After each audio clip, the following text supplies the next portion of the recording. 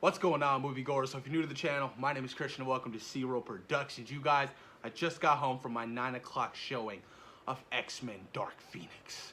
9:12. Let me rephrase that because the theater didn't start the movie on time. The film started at 9:12. I had to go down and tell one of the persons at, concessions, hey, the movie didn't start on time. Can you please play it? They go upstairs, they play it, it's 9:12. They play one trailer and then they start the movie.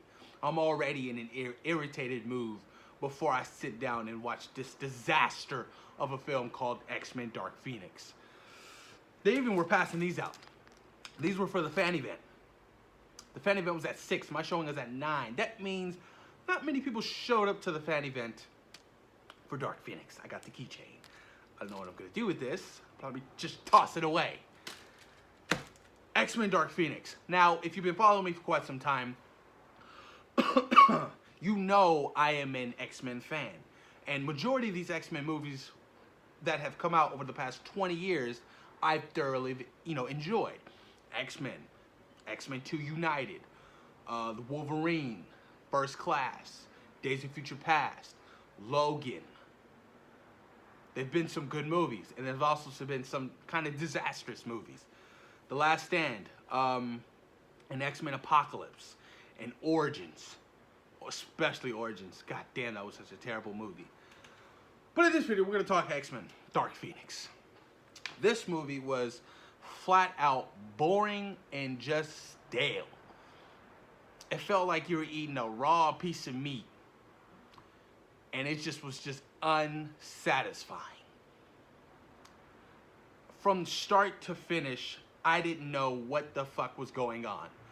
This review is going to be all over the place because I don't even know where to start about how bad this movie was. Jessica Chastain's character. Let's get this out of the way. Excuse me. These aliens who get to Earth.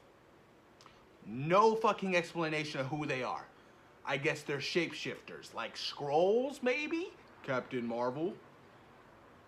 They're just shapeshifters. They come to Earth, and they've taken over a whole bunch of people's bodies, FBI, and this random fucking character Jessica Chastain was playing at her, a party or a gathering at her house.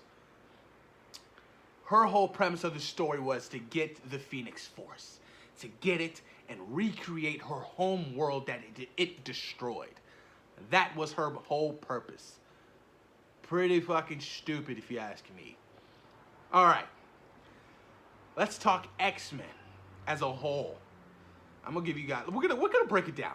We're gonna go one by one for each of these characters. Let's start with Professor X. Loved him. James McAvoy always delivers a solid performance, an emotional performance as Professor X. I really liked his character development in this because he became more of the problem than the solution in X-Men Dark Phoenix. He was the one who took Jean Grey in as a little girl and kind of manipulated her mind, blocking out certain things that happened in her past to make sure, she really wouldn't lose control or know what happened to when she was a kid, when her parents died, when she accidentally killed her parents because she wanted to change the radio, and then she was hearing, people in her head, and then boom, explosion. Car crash, I mean. Kills her mom. Dad survived, though. Dad survived. Going on forward, Jean Grey as the Dark Phoenix. Menacing, yes. Acting, alright. Alright. Sophie Turner, I guess she did the best that she could given the script that she had. Now keep this in mind, Simon Kinberg directed this film. This is his directorial debut. He's produced all the X-Men movies, but this is his first film that he's directed. I don't know, it was just a mess. But her as the Dark Phoenix, I didn't think it was, excuse me, the greatest performance, but I understand where she was trying to go with the character. It just fell flat for me.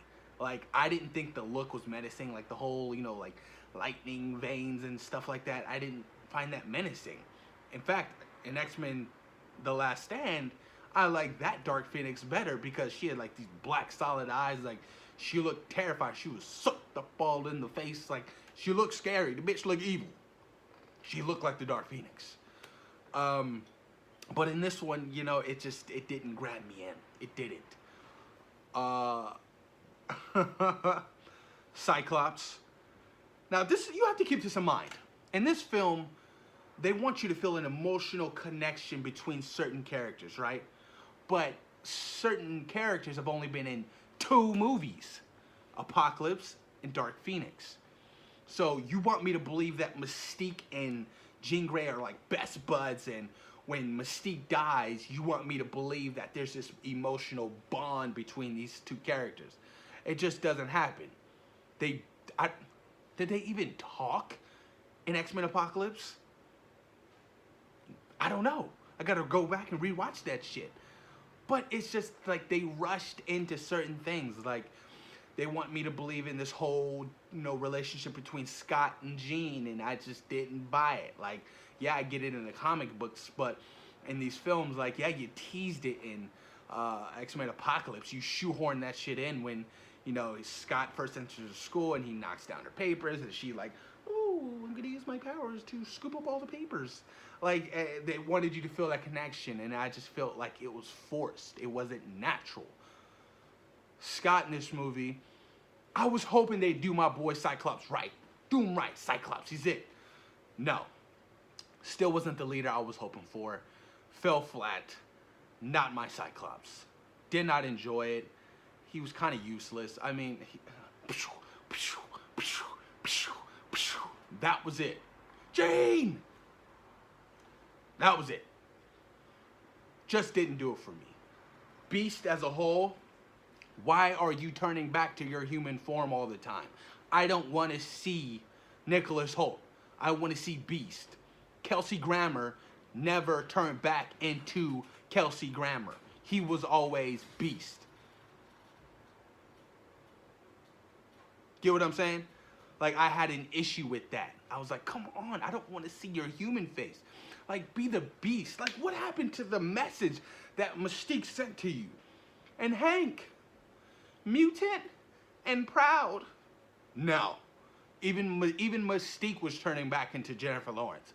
I was like, oh, here we go again. I don't want to wear the makeup too much, and I want to be killed off in the movie because I'm so done with these X-Men movies. Can you please do that for me, Simon Kinberg, please? Well, you got your wish. Because Mystique was killed off. She was the leader of the X-Men, but I'm like, God, this just doesn't feel right, because Mystique has never been the leader of the X-Men. It makes no sense, and the whole timeline is just off. Like, this movie takes place in 1992. The first X-Men takes place in 2000. Let that sink in. Everybody ages drastically in 8 years, especially Professor X and Magneto. Just doesn't make any sense. It doesn't. Like, they're going off doing space missions and stuff like that, and, you know, Charles is what's the word I'm looking for? So persistent on, you know, making the mutants have a better look to, you know, humanity. Like, we're not mutants, we're not evil. Like, we have a purpose here, we can help. So they go on this space mission and whatnot, and Jean has this entire accident, I just don't even know, you guys. Like, at the end of X-Men Apocalypse, didn't she have the Phoenix Force already when she killed Apocalypse, Oscar Isaac? I guess we're just not talking about that, right? I don't get that. But you can tell that this movie had definitely plot hole issues, reshoots, and you could just tell, like, the whole third act was just a hot mess. This entire train sequence was stupid. These dumb aliens were like just... I'm sorry, but it was just terrible. They definitely reminded me of Skrulls, but at least Captain Marvel did the Skrulls justice. Like, these random-ass aliens just made no sense to me. None whatsoever. My God, you guys. It was just, you know... It fell flat. This movie was disastrous to me. Disastrous. I went in there, I was like, I know this movie's having bad reviews, but I'm trying to give it the benefit of the doubt. I wanted to go out on a good note, but no. It didn't. Some strong key points of the film. McAvoy was great. Hans Zimmer did the score, fan-fucking-tastic. I love Hans Zimmer. Magneto stole the show for me. Fassbender, he's always great. Living on his own island with his own mini, like, brotherhood. You know, Jean comes over there and trying to stir up some shit, and, you know, he's like, you gotta get up out of here, girl. Like, I'm trying to live a normal life. You know what I mean? But his performance was solid. His performance was great. I really enjoyed Fassbender. I needed more of him. I love I forgot his name. Michael Fassbender as Magneto. He really always delivers a solid performance. You can always count on him to do a great job with the character. But all in all, you guys, I'm sorry. This movie just didn't do it for me. Storm.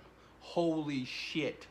Alexandra Shipp, or whatever your name is, I'm glad you're not going to be part of Black Panther Wakanda Forever. First of all, your accent is garbage. It's boo-boo. It's not there. Your powers are kind of stupid. You can manipulate the weather in space. Interesting. You can create ice cubes for drinks. And your lightning blast were terrible. The sound effects on Storm's lightning blast were god-awful. Terrible. I'm sorry, but you are not my Storm. I'll take Halle Berry over you any day of the week. Did not enjoy her. Nightcrawler, here and there. You know, I'm sorry. I'm a huge fan of X2's Nightcrawler. You know, when he was just so much better. Like, this Nightcrawler, when he got mad, he was like, oh my gosh, you killed this human. Now I'm really upset and I'm gonna kill you. That's your motive, because they killed a random human and because he told you, yo, my son is a fan of you. And that pushed you over the edge to actually grow some balls and actually help. Guess so. Just didn't do it for me. Did not do it for me. Who else? I went over Cyclops, Beast, Mystique, Magneto, Professor, Jean, Quicksilver. You guys, we didn't get Quicksilver in this movie. He was in this movie all of maybe 8.5 minutes.